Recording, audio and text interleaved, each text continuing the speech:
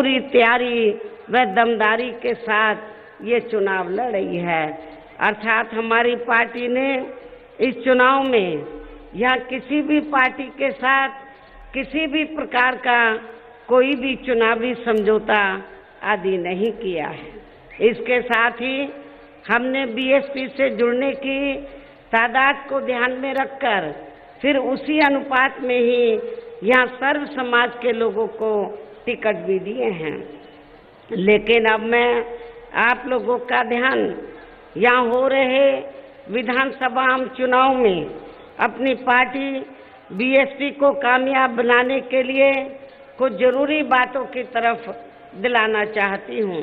और इस संदर्भ में सबसे पहले मैं आप लोगों को ये कहना चाहूँगी कि अपने देश को आज़ाद हुए व भारतीय संविधान को भी लागू हुए अब यहाँ वर्षों बीत चुके हैं। लेकिन दुख की बात यह है कि इस लंबी अवधि में भी यहाँ सभी विरोधी पार्टियों की रही सरकारों में आपके प्रदेश सहित पूरे देश में भी सर्व समाज में से विशेषकर दलितों, आदिवासियों, पिछड़े वर्गों, मुस्लिम व अन्य धार्मिक अल्पसंख्यकों के साथ साथ गरीबों, मजदूरों, किसानों, व्यापारियों एवं अन्य मेहनतकश लोगों का भी सही से विकास व उत्थान आदि नहीं हो सका है, जिनकी सरकारों की नीतियों व कार्यशैली को अब इन्हें और ज़्यादा आजमाने की ज़रूरत नहीं है। और इस मामले में खासकर मैं एससी, एसटी व ओबीसी वर्गों के लोगों को ये भी बताना जरूरी समझती हूँ कि इन्हें परम पूज्य बाबा साहब डॉक्टर भीमराव अंबेडकर के कड़े संघर्ष एवं अथक प्रयासों से भारतीय संविधान के तहत मिले कानूनी अधिकारों में से खासकर सरकारी नौकरियों में जो आरक्षण की सुविधा मिली है तो उसे भी यहाँ शुरू से ही इन वर्गों के प्रति हीन व जातिवादी मानसिकता रखने वाली सभी विरोधी पार्टियों की रही सरकारें प्रभावहीन बनाने में तथा इसे अब धीरे धीरे खत्म करने की भी पूरी कोशिश में लगी हुई है। यही मुख्य वजह है कि देश में आज़ादी के बाद व शुरू में केंद्र व अधिकांश राज्यों में भी काफ़ी लंबे समय तक सत्ता में आसीन रही कांग्रेस पार्टी ने और अब पिछले कुछ वर्षों से केंद्र एवं काफ़ी राज्यों में भी बीजेपी व अन्य विरोधी पार्टियों की भी रही सरकारों ने इनका ये आरक्षण का कोटा अभी तक भी पूरा नहीं किया है। आपकी यहाँ की जो रीजनल पार्टी की सरकार है तो उसने भी इन वर्गों का आरक्षण का कोटा पूरा नहीं किया है। पदोन्नति में आरक्षण को तो इन्होंने मान्य कोर्ट की आड़ में काफ़ी हद तक खत्म ही कर दिया है और इस मामले में लगभग यही खराब स्थिति हमें यहाँ आपके तेलंगाना स्टेट में भी देखने के लिए मिल रही है। इसके साथ ही अब इन वर्गों के लोगों को प्राइवेट सेक्टर में आरक्षण दिए जाने की व्यवस्था किए बिना ही केंद्र व राज्यों में भी ज़्यादातर सरकारी कार्य यहाँ प्राइवेट सेक्टर के जरिए देश के अधिकांश बड़े बड़े पूंजीपतियों व धन्ना सेठों को ही दिए जा रहे हैं, जिसके कारण अब पूरे देश में इन वर्गों के लोगों को आरक्षण का बहुत कम ही लाभ मिल पा रहा है और इससे अब पूरे देश में एससी व एसटी के साथ साथ ओबीसी वर्गों को भी काफ़ी ज़्यादा नुकसान हो रहा है। जबकि ओबीसी वर्गों के लोगों को ये भी मालूम होना चाहिए कि इन्हें मंडल कमीशन की रिपोर्ट के तहत आरक्षण की ये सुविधा केंद्र में कांग्रेस पार्टी की रही सरकार में नहीं मिली है, बल्कि बीएसपी के कड़े संघर्ष एवं अथक प्रयासों से ही केंद्र में रही श्री बीपी सिंह की सरकार में इन्हें ये सुविधा मिली है, जिसका अब यहाँ जातिवादी विरोधी पार्टियों की सरकारें इन्हें पूरा लाभ नहीं दे पा रही हैं। इसके साथ ही श्री बीपी सिंह की सरकार के बारे में यहाँ मैं ये भी कहना चाहूंगी कि जब अंग्रेजों के जाने के बाद केंद्र में कांग्रेस पार्टी सत्ता में आई, लंबे अरसे तक सत्ता में रही, परम पूज्य बाबा साहब डॉक्टर अंबेडकर ने देश का संविधान बनाया, तो उस समय बाबा साहब के अनुयायियों ने तो केंद्र की सरकार से तो ये रिक्वेस्ट किया था, ये अपील की थी, ये मांग की थी, ये गुजारिश की थी कि बाबा साहब डॉक्टर अंबेडकर को भारत रत्न की उपाधि से सम्मानित किया जाए। लेकिन कांग्रेस पार्टी ने तो बाबा साहब को भारत रत्न की उपाधि से सम्मानित नहीं किया। इसके बाद फिर बीएसपी के अथक प्रयासों से ही श्री बीपी सिंह की सरकार में इन वर्गों के मसीहा परम पूज्य बाबा साहब डॉक्टर भीमराव अंबेडकर को भी यहाँ भारत रत्न की उपाधि से सम्मानित किया गया, जिसके लिए वो हर प्रकार से पात्र भी थे, जो बहुत पहले ही इनको ये सम्मान मिल जाना चाहिए था, जिसके लिए विशेषकर कांग्रेस पार्टी प्रमुख तौर से जिम्मेवार एवं कसूरवार भी है। इससे इन वर्गों के प्रति इस पार्टी की हीन व जातिवादी मानसिकता साफ झलकती है, जिसने फिर इनके कारवां को आगे बढ़ाने वाले व हर मामले में समर्पित व्यक्तित्व मान्यवर श्री कांशीराम जी के देहांत होने पर केंद्र में रही इसी कांग्रेस पार्टी की सरकार के चलते इनके सम्मान में एक दिन का भी राष्ट्रीय शोक कांग्रेस पार्टी की सरकार ने घोषित नहीं किया था, जबकि उस समय केंद्र में कांग्रेस पार्टी पावर में थी। यहाँ मैं इन वर्गों के मामले में ये भी कहना चाहूँगी, केंद्र द्वारा अभी हाल ही में देश की लोकसभा व राज्य विधानसभाओं में महिलाओं को जो 33% आरक्षण देने की व्यवस्था की गई है, तो उसमें SC, ST व OBC वर्गों की महिलाओं को अलग से कुछ भी आरक्षण नहीं दिया गया है। इतना ही नहीं, बल्कि इन वर्गों के लोगों को जुल्म जाति से निजात दिलाने के लिए जो भी अनेकों नियम व कानून आदि बने हैं, तो उन पर भी केंद्र व अधिकांश राज्यों की भी सरकारें सही से अमल नहीं कर पा रही हैं, जिससे अब यहाँ खासकर SC व ST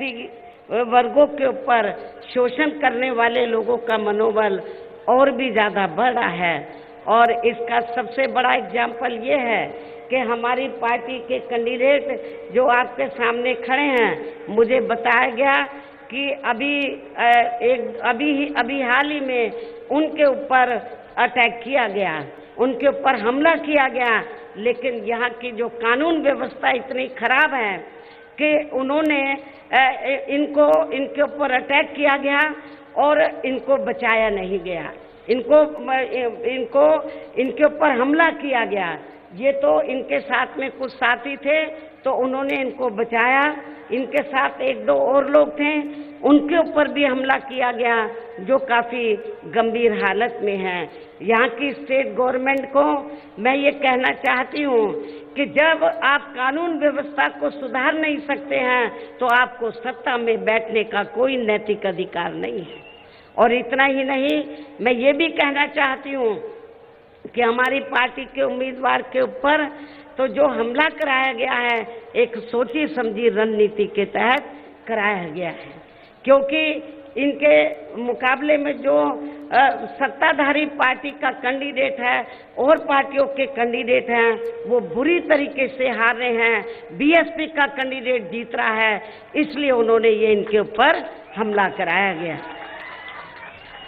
और ये सब हमें यहाँ आपके तेलंगाना स्टेट में भी वीकर सेक्शन के ऊपर जो जुल्म जाती हो रही है, ये सब हमें देखने के लिए मिल रहा है। इसी प्रकार हमें पूरे देश में मुस्लिम व अन्य धार्मिक अल्पसंख्यक समाज के लोगों की भी हालत कोई खास अच्छी नज़र नहीं आती है। इनके साथ साथ अपर कास्ट समाज में से खासकर गरीब लोगों की भी आर्थिक स्थिति अभी भी पूरे देश में यहाँ काफ़ी ज़्यादा खराब व दयनीय हालत में बनी हुई है। इनके अलावा आपके प्रदेश सहित पूरे देश में सर्व समाज में से विशेषकर यहाँ गरीब, मजदूर, किसान कर्मचारी, छोटा व्यापारी एवं अन्य मेहनतकश लोग भी अपनी विभिन्न समस्याओं को लेकर अभी भी हमें काफ़ी ज़्यादा दुखी ही नजर आते हैं। और इनमें से किसान वर्ग तो केंद्र की वर्तमान भाजपा सरकार द्वारा बनाई गई उनकी गलत नीतियों के कारण काफ़ी ज़्यादा परेशान व आंदोलित भी रहा है। लेकिन इन सब की मुख्य वजह हमारी पार्टी केंद्र व आपके तेलंगाना स्टेट में भी यहाँ अब तक की रही सभी सरकारों की जातिवादी, पूंजीवादी व संकीर्ण मानसिकता के तहत बनाई गई उनकी गलत नीतियों एवं गलत कार्य प्रणाली को ही काफ़ी हद तक जिम्मेवार मानकर चलती हैं। और इस मामले में खासकर इनकी गलत आर्थिक नीतियों की वजह से ही आए दिन यहाँ पूरे देश में गरीबी, बेरोजगारी व महंगाई आदि भी काफ़ी ज़्यादा बढ़ रही है। हालांकि इस मामले में शुरू से ही हमारी पार्टी केंद्र व राज्यों की सरकारों से भी हर स्तर पर ऐसी नीति अपनाने की लगातार ये मांग करती आ रही है कि देश में कुछ गिने चुने पूंजीपतियों व धन्ना सेठों का विकास होने की बजाय बल्कि यहाँ गरीब व आम लोगों का ही विकास होना चाहिए। इसके साथ ही अब अपने देश में भ्रष्टाचार भी हर स्तर पर काफ़ी ज़्यादा बढ़ रहा है, जिससे आपका खुद का अपना तेलंगाना स्टेट भी अछूता नहीं रहा है। यहाँ की जो स्टेट गवर्नमेंट है वो करप्ट गवर्नमेंट है, भ्रष्टाचारी सरकार है, तो ये आप लोगों को मालूम है। और इन सब के लिए हमारी पार्टी आज़ादी के बाद से लेकर अभी तक केंद्र व देश के अधिकांश राज्यों में तथा आपके खुद के अपने तेलंगाना स्टेट में भी ज़्यादातर सत्ता यहाँ गलत पार्टियों में से खासकर कांग्रेस, बीजेपी व यहाँ की स्थानीय पार्टियों के हाथों में ही आने को मानकर चलती है। और इन सभी विरोधी पार्टियों को हमारी पार्टी इसलिए भी जिम्मेवार मानकर चलती है क्योंकि आज़ादी के बाद से लेकर अभी तक लगभग ये सभी विरोधी पार्टियां केंद्र व देश के अधिकांश राज्यों में भी ज़्यादातर यहाँ बड़े बड़े पूंजीपतियों व धन्ना सेठों की आर्थिक मदद से ही सत्ता में आती रही हैं। और सत्ता में आ जाने के बाद फिर ये पार्टियां अधिकतर मामलों में अपनी आर्थिक एवं अन्य सभी नीतियां यहाँ जनता की समस्याओं को दूर करने के हिसाब से तैयार नहीं करती हैं, बल्कि देश के उन बड़े बड़े पूंजीपतियों व धन्ना सेठों को ही फायदा पहुंचाने के हिसाब से अपनी अधिकांश नीतियां तैयार करती हैं, जिनके धन व बल से चुनाव लड़कर ज़्यादातर ये पार्टियां केंद्र व आपके राज्य सहित देश के अन्य राज्यों में भी अभी तक यहाँ सत्ता में आती रही हैं, जिसके कारण ही अब पूरे देश में व आपके खुद के अपने प्रदेश में भी अभी भी हमें यहाँ सर्व समाज के लोग अधिकांश मामलों में अपनी विभिन्न समस्याओं को लेकर काफ़ी ज़्यादा दुखी व परेशान ही नजर आते हैं। जबकि पूरे देश में बीएसपी ही अकेली एक ऐसी पार्टी है जो विरोधी पार्टियों की तरह देश के बड़े बड़े पूंजीपतियों व धन्ना सेठों की आर्थिक मदद से नहीं बल्कि अपनी पार्टी के ही आम कार्यकर्ताओं की आर्थिक मदद से चुनाव लड़कर यहाँ केंद्र व राज्यों की सत्ता में आना चाहती है, ताकि हमारी पार्टी सत्ता में आने के बाद फिर बिना किसी दबाव के वे आज़ाद होकर सर्व समाज के लोगों की सभी समस्याओं का समाधान करके उन्हें हर मामले में हर स्तर पर खुशहाल बना सके। और इसी आधार पर चलकर ही आबादी के हिसाब से देश के सबसे बड़े प्रदेश उत्तर प्रदेश में 4 बार हमारी पार्टी ने अपने नेतृत्व में वहाँ सरकार बनाई है। और हमने अपनी हुकूमत के दौरान वहाँ वीकर सेक्शन, खासकर जो वीकर सेक्शन के लोग हैं उनके हितों में अनेकों फैसले लिए हैं, उनको रोटी रोजी के साधन दिए हैं। और इसके साथ ही गरीब भूमिहीन लोगों को खेती करने के लिए उन्हें फ्री सरकारी ज़मीन भी दी है, जिससे वहाँ लाखों गरीब लोगों को फायदा पहुँचा है। गरीब आवासहीनों को सरकारी खर्चे से पक्के मकान भी बना कर दिए हैं। हमने गरीब व बेरोजगार लोगों को बेरोजगारी भत्ता नहीं बल्कि सरकारी व गैर सरकारी क्षेत्रों में हमने उनको बड़े पैमाने पर नौकरी भी रोजगार भी उपलब्ध कराए हैं। इसके अलावा हमारी पार्टी की रही सरकार ने वहाँ विभिन्न क्षेत्रों में लगे लोगों के हितों में भी अनेकों महत्वपूर्ण व ऐतिहासिक कार्य किए हैं। इसके साथ ही हमने उत्तर प्रदेश में सर्व समाज के लोगों के ऊपर किसी भी प्रकार की कोई जुर्म जाति आदि भी नहीं होने दी है। इतना ही नहीं बल्कि हमारी पार्टी की रही सरकार ने वहाँ अपने देश में दलित एवं अन्य पिछड़े वर्गों में समय समय पर जन्मे हमारे महान संतों, गुरुओं व महापुरुषों में भी खासकर महात्मा ज्योतिराव फूले, छत्रपति शाहू जी महाराज, श्री नारायण गुरु, बाबा साहब डॉक्टर भीमराव अंबेडकर एवं मान्यवर श्री कांशीराम जी आदि को भी विभिन्न रूपों में पहली बार वहाँ पूरा